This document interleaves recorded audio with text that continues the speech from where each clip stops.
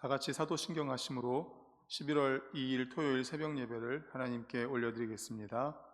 전능하사 천지를 만드신 하나님 아버지를 내가 믿사오며 그 외아들 우리 주 예수 그리스도를 믿사오니 이는 성령으로 잉태하사 동정녀 마리아에게 나시고 본디오 빌라도에게 고난을 받으사 십자가에 못 박혀 죽으시고 장사한 지 사흘 만에 죽은 자 가운데서 다시 살아나시며 하늘에 오르사 전능하신 하나님 우편에 앉아 계시다가 저리로서 산 자와 죽은 자를 심판하러 오시리라. 성령을 믿사오며 거룩한 공회와 성도가 서로 교통하는 것과 죄를 사하여 주시는 것과 몸이 다시 사는 것과 영원히 사는 것을 믿사옵나이다. 아멘. 찬송가 458장입니다. 찬송가 458장입니다. 함께 찬송합니다. 너희 마음에 슬픔이 가득할 때 주가 위로해 주시리라. 아침에 같이 빛나는 마음으로 너 십자가 지고 가라. 참 기쁜 마음으로 십자가 지고 가라. 내가 기쁘게 십자가 지고 가면 슬픈 마음이 위로받네. 때를 따라서 주시는 은혜로서 가란 심령의 힘을 얻고 주가 언약한 말씀을 기억하고 너 십자가 지고 가라. 참 기쁜 마음으로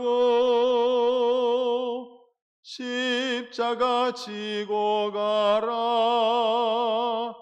내가 기쁘게 십자가 지고 가면 슬픈 마음이 위로받네. 내가 맡은 일 성실히 행할 때에 주님 앞에서 상 받으리. 주가 베푸신 은혜를 감사하며 너 십자가 지고 가라. 참 기쁜 마음으로 십자가 지고 가라. 내가 기쁘게 십자가 지고 가면 슬픈 마음이 위로받네. 아멘. 이 시간 우리 합심하여 통성으로 기도하시겠습니다. 우리가 행축을 진행하고 있습니다. 이번 주간이 식탁 추억 만들기 주간입니다. 식탁 교제를 통하여서 태신자들과 더욱 관계를 좁히는 우리가 될 수 있도록, 그리고 두 번째로는 내일 있을 성찬식을 위해 기도하겠습니다. 하나님 은혜로 우리가 예수님의 살과 피를 상징하는 떡과 포도주를 먹고 마실 때에 주님과 하나 될 수 있도록 성찬식을 위해 기도하고, 또 마지막으로 다음 주간 행축을 위한 특별 새벽 예배가 있습니다. 여기에 모든 성도님들 참여해서 기도로 행축을 마무리할 수 있도록 우리 다 같이 주여 한번 외치시고 통성으로 기도하시겠습니다. 주여. 하나님 아버지 감사합니다. 감사합니다. 감사합니다. 아버지 하나님, 오늘도 새벽을 깨워주신 주님 감사합니다. 하나님 아버지, 하나님 아버지, 우리 모든 성도님들 하나님 아버지 주님을 사랑하고 아버지 하나님 주님을 만나기 위하여서 아버지의 찬양과 기도와 말씀으로 아버지 앞에 나옵니다. 하나님 아버지, 오늘도 이 새벽을 깨우며 주님 앞에 나온 성도님들을 기뻐 받아 주시옵소서. 하나님 아버지, 하나님 아버지, 주님 역사하여 주시옵소서. 주여 아버지 도와주시옵소서. 하나님 아버지 행축 실행지침 아버지 태신자와 식탁 교제하며 관계를 줄이는 아버지 관계를 좁혀가는 주간입니다. 하나님 아버지 함께하여 주시옵소서. 더 나아가서 하나님 아버지 차를 마시면서 손편지를 전달하면서 선물을 전달하면서 전화 문자하면서 하나님 아버지 여러 가지 방법으로 관계를 좁혀가는 간격을 좁혀가는 저희들이 되게 하여 주시옵소서. 하나님 감사합니다. 내일은 특별히 성찬식이 있는 날입니다. 하나님 아버지 성찬식을 통하여서 하나님 아버지 예수 그리스도와 하나 되는 시간이 되게 하여 주시옵소서. 주님의 살을 상징하는 떡을 먹고 피를 상징하는 포도주를 마실 때에 주님과 하나 되게 하여 주시옵소서. 예수님과 하나 되게 하여 주시옵소서. 성령님 영적으로 우리 주님과 하나 되는 시간이 되게 하여 주시옵소서. 또한 아버지 하나님, 다음 주간에는 일주일 동안 행축을 위한 특별 새벽 예배가 있습니다. 아버지 하나님 기도로 시작한 행축, 아버지 하나님 기도로 진행되는 행축, 기도로 마무리하게 하여 주시옵소서. 주여 아버지 하나님, 우리 모든 성도님들이 하나님 아버지 행축의 99%가 기도라는 것을 잘 압니다. 전도는 영적 전쟁이기 때문에 우리 힘이 아니라 주님의 힘으로 해야 된다는 사실을 압니다. 전도할 때 하나님이 기뻐하시는 일을 할 때 악한 사단 마귀는 어떻게 해서든지 막고 못하게 하고 방해하고 우리를 흐트러뜨립니다. 깨뜨립니다. 우리의 마음을 흔듭니다. 하나님 아버지 도와주시옵소서. 기도해야 됩니다. 아버지여 도와주시옵소서. 아버지 하나님 감사합니다. 사랑과 은혜가 풍성하신 하나님 아버지 감사합니다. 토요일 새벽 아버지 주일을 준비하는 귀한 날, 이 새벽에 주님 전으로 인도해 주셔서 감사합니다. 하나님 오늘 하루 아버지 하나님 말씀과 기도와 찬양으로 아버지 주일을 잘 준비할 수 있도록 하나님 역사하여 주시옵소서. 특별히 오늘 바나바 사역회 하나님 아버지 바나바 사역회 회원들 또 부부 동반으로 멀리 아버지 철원에까지 다녀오실 텐데 하나님께서 인도하여 주셔서 안전하게 하시고 건강하게 하시고 은혜의 시간, 사랑의 교제를 나누는 시간이 되게 하여 주시옵소서. 감사하며 예수 그리스도의 이름으로 기도드리옵나이다. 아멘. 하나님 말씀은 데살로니가 후서 3장 6절입니다. 신약 335페이지 데살로니가 후서 3장 6절, 우리 한 절을 다 같이 읽겠습니다. 시작. 형제들아, 우리 주 예수 그리스도의 이름으로 너희를 명하노니 게으르게 행하고 우리에게서 받은 전통대로 행하지 아니하는 모든 형제에게서 떠나라. 아멘.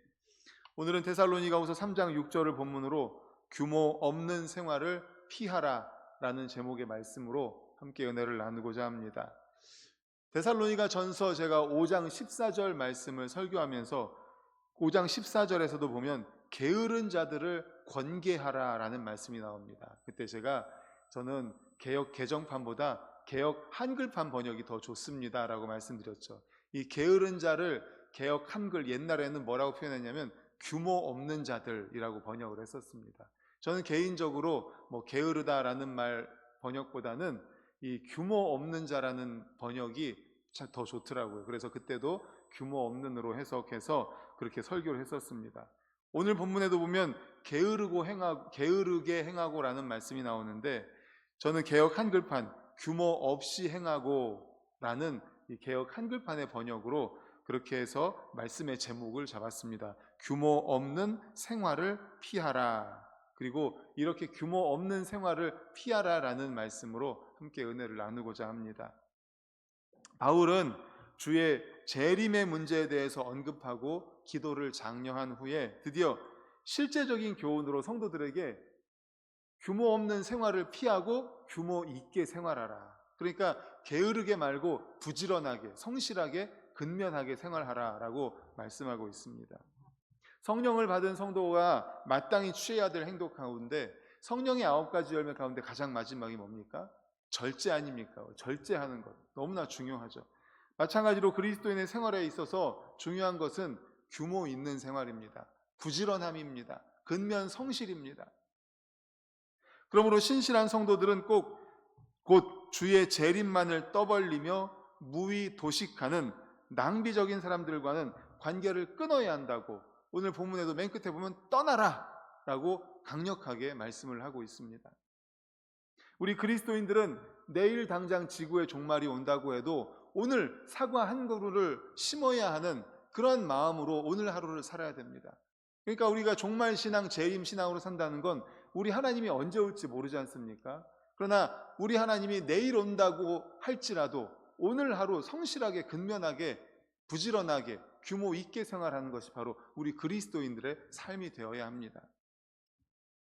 그런데 당시에 데살로니가 전서도 말씀드렸지만 이 데살로니가 교회에 광신적인 종말론자들이 있었습니다. 광신적인 말세론자들이 있었어요. 그래서 주님 재림하실 건데 뭐하러 그렇게 열심히 살아? 그냥 대충 놀면서 살자. 이런 사람들이 있었던 겁니다. 낭비만 하는 비생산적인 사람들이 있었던 거죠. 그래서 데살로니가 교인들 가운데 그래도 다수의 그리스도인들은 성실했습니다. 신앙의 도를 지키면서 규모 있게 생활했습니다. 일부 소수의 무리가 광신적이었죠. 그래서 그 일부의 소수의 무리, 규모 없이 생활하는 자들이 계속해서 다른 사람들에게 피해를 끼쳤던 겁니다. 이런 상황에서 오늘 말씀을 통해서 우리에게 세 가지로 교훈하고 있는데, 첫 번째는 규모 없는 자들이 교회를 어지럽힌다는 것입니다. 우리 6절을 다시 한번 읽겠습니다. 시작. 형제들아, 우리 주 예수 그리스도의 이름으로 너희를 명하노니 게으르게 행하고 우리에게서 받은 전통대로 행하지 아니하는 모든 형제에게서 떠나라. 아멘. 게으른 형제들이 있었던 거예요. 우리에게 받은 말씀대로 행하지 아니하는 사람들이 있었던 것입니다.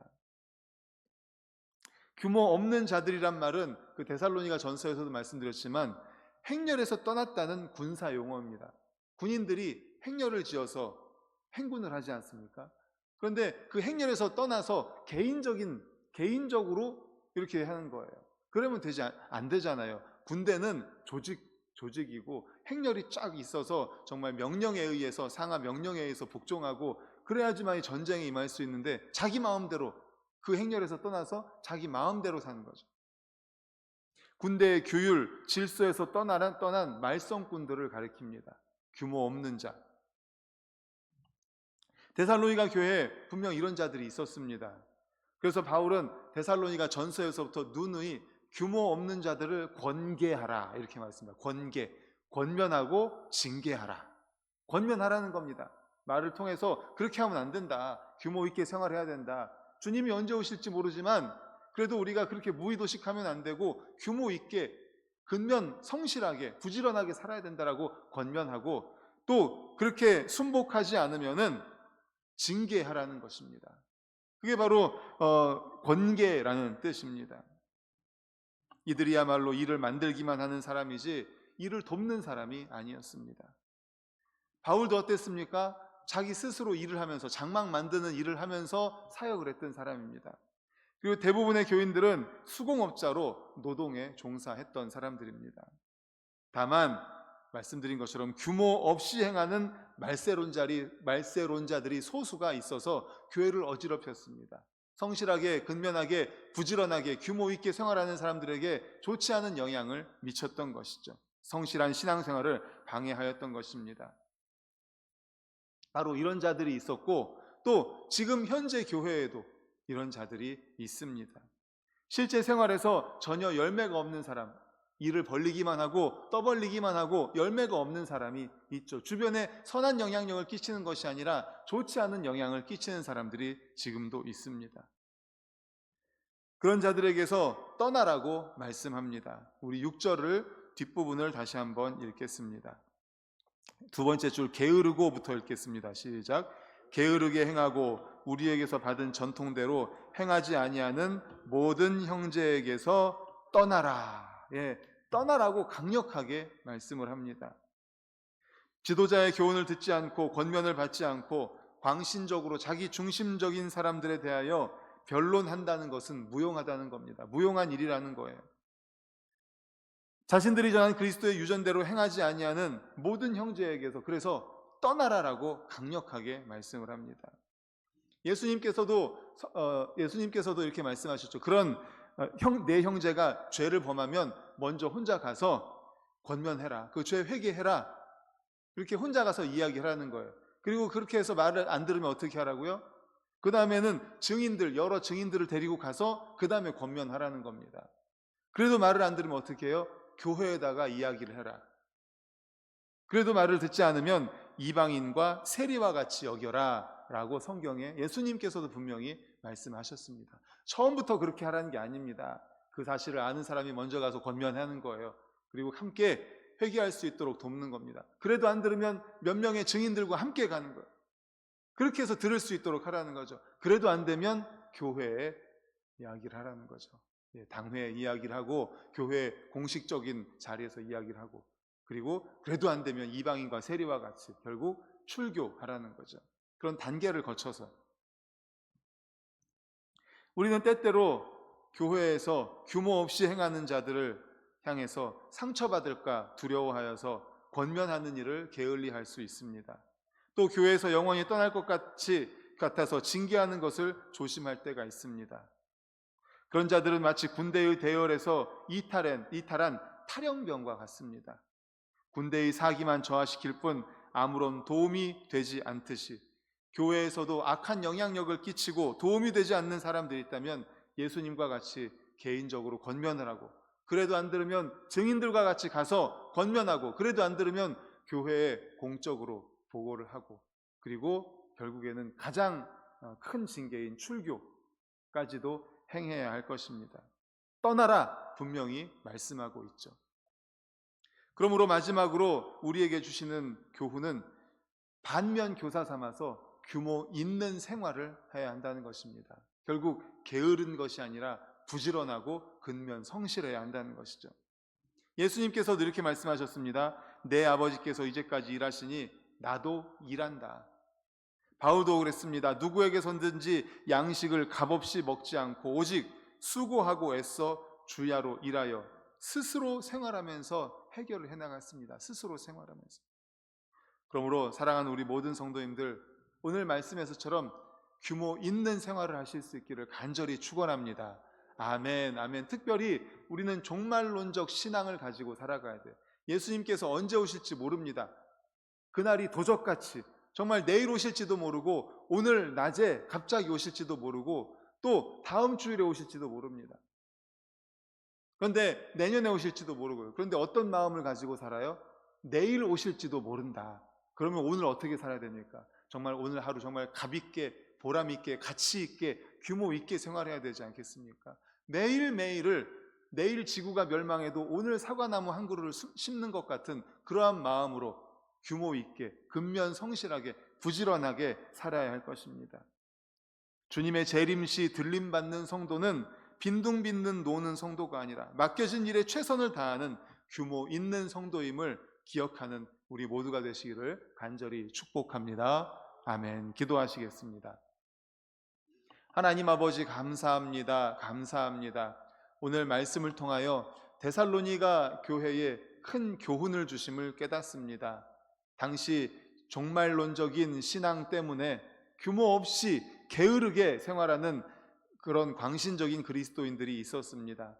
하나님 아버지, 데살로니가 교회에 그런 이들이 있었습니다. 데살로니가 전서에서도 오늘 후서에서도 그래서 그렇게 하면 안 된다, 규모 없이 게으르게 생활하면 안 된다라고 분명히 말씀하고 그들에게서 떠나라 라고 강력하게 말씀합니다. 그들은 교회에 정말 성실하게 근면하게 신앙생활하는 이들에게 악한 영향을 끼치기 때문입니다. 하나님 아버지, 그러나 그들을 먼저 예수님의 말씀처럼 권면하고 사랑의 마음으로 회개할 수 있도록 권면하고, 그래도 안 되면 몇 명의 증인들과 함께 여럿이 권면하고 그래도 안 되면 교회에 공개적으로 이야기를 하고, 그래도 안 되면 결국 떠나게 하는 그러한 권면하고 징계하는 그 일을 하라고 분명히 말씀하고 있습니다. 하나님, 우리도 오늘 말씀을 통하여서 정말 정신 차리고 주님이 내일 오신다는 그러한 마음으로 오늘 하루 근면 성실하게 규모 있게 생활하는, 그래서 결국 들림받는 우리 모든 성도님들 되게 하여 주시옵소서. 예수 그리스도의 이름으로 기도드리옵나이다. 아멘.